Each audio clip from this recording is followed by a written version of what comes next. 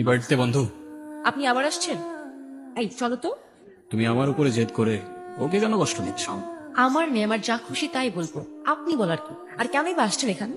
কেউ না, আমি আর কখনো আসবো না। চলে যাচ্ছি আমি এই শহর ছেড়ে, বহু দূরে। এমনিতেও এই শহরে আপন বলতে তেমন কেউ নেই আমার। শুধুমাত্র শেষবারের জন্য আমার ছোট্ট বন্ধুটাকে দেখতে এলাম। তবে যাবার আগে তোমাকেও কিছু কথা বলার ছিল।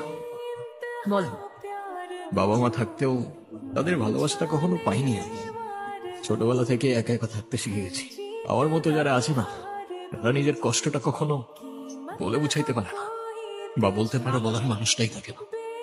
তবে আমি যখন আয়রার দিকে তাকাই না, তখন আমি আমার ছোট্টবেলার সেই ঈশানকে দেখতে পাই।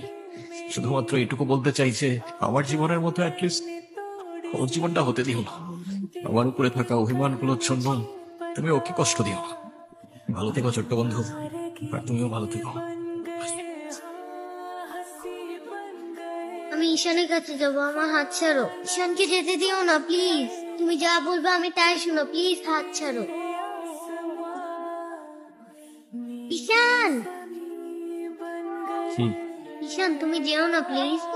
যেতে তো হবেই, বলো। কেন যেতে হবে? প্লিজ থাকো না। একে আর কি করবো বলো? এই শহরে তো আপন কেউ নেই আমার। কে বলেছে আপন কেউ নেই? আমি আছি না, তুমি আমার সাথে থেকে যাও। থেকে যাবো? হ্যাঁ প্লিজ প্লিজ।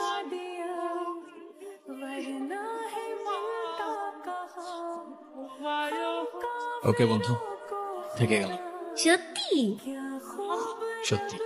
Pinky promise?